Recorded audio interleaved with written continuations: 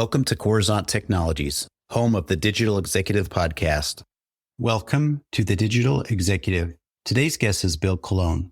Bill Colone is the CEO of SinglePass. He is an experienced medical executive with experience in investor presentations, fundraising, building teams, product development, operations management, Class 2 and Class 3 medical device clinical trials, and startup organizations. With over 30 years of experience with medical device development, Bill has a long history of listening to what physicians and surgeons say is needed to help them and their patients.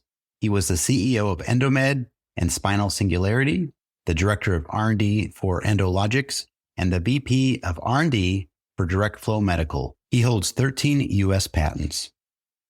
Well, good afternoon, Bill. Welcome to the show. Thanks, Brian. You bet. Appreciate you making the time. Hailing out of the beautiful, sunny Southern California. I spent some time there, as we chatted about before. But Bill, we're going to just jump right into the questions here.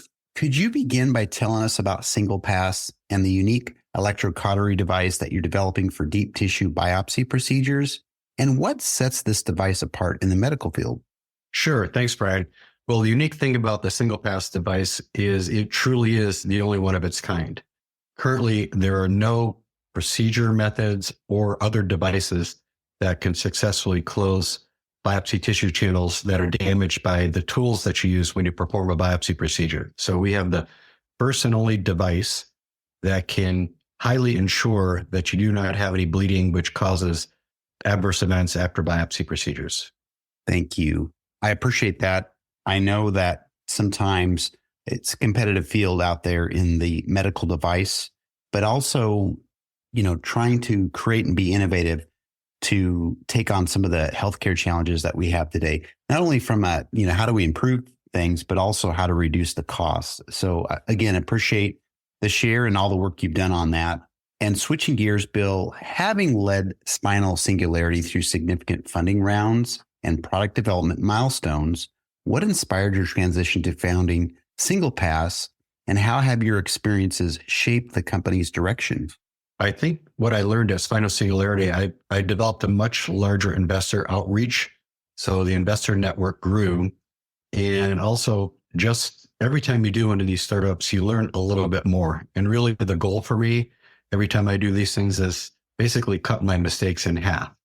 So everything I learned at Spinal Singularity as far as raising significant funding between equity funding and grant funding, that was over $11 million.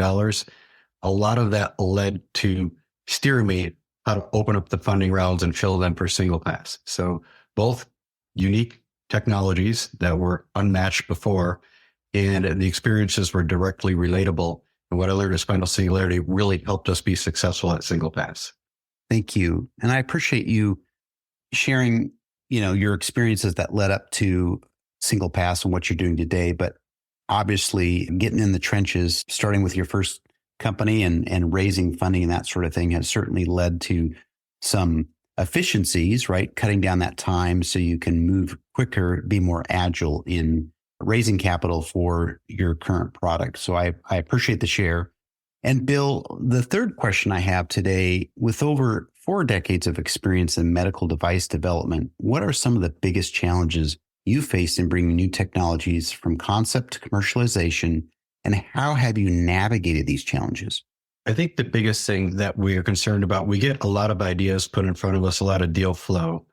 And number one, you've got to pick the correct deals. And a very thorough evaluation is required as far as searching for market information, searching for the value of the unmet need, trying to evaluate whether the technology that's in front of you can meet that unmet need. And then, of course, navigating the patent landscape. Can you get intellectual property approved for your device? And can you make sure that you don't infringe anyone else's intellectual property? So that's kind of hurdle number one. Once you overcome that and you do decide to move forward, second biggest thing, which may be the biggest thing overall, is fundraising. So these very new early companies that don't have any traction, literally then maybe it's a prototype, or very sometimes even earlier than that, is simply an idea on paper. That's the biggest challenge, to convince people to risk their hard-earned money to invest in something that's so early and doesn't have traction yet. So that's almost always the biggest challenge. Thank you. And you've basically broke those out into two. Obviously, that IP or intellectual property is certainly the first obstacle. And you want to make sure your ducks are in a row, and who actually owns that IP is so important, obviously, for taking this to market. And then, of course, the fundraising can always be a challenge. But again, with your vast background and knowledge of going through many startups over your career has certainly led to some efficiencies like we talked about. And I appreciate you unpacking those two items right there for our audience. And Bill, last question of the day, based on your vast experience and current trends, what do you see as the next big breakthroughs in medical devices and healthcare technology? And how is SinglePass positioned to contribute to these future advancements? From what I've seen lately, it seems like almost everything is moving towards utilizing artificial intelligence as much as possible. Now, right now, we don't make any devices that utilize software, so they don't have any decision making. But it seems the trend towards companies that are getting funded usually have some sort of artificial intelligence offering.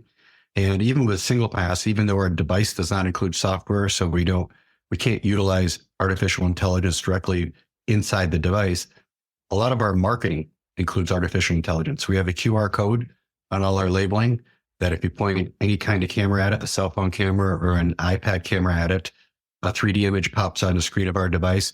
But then there's a chat box that allows anyone who's opened up the QR code to any question, either typed into their machine or just on their microphone.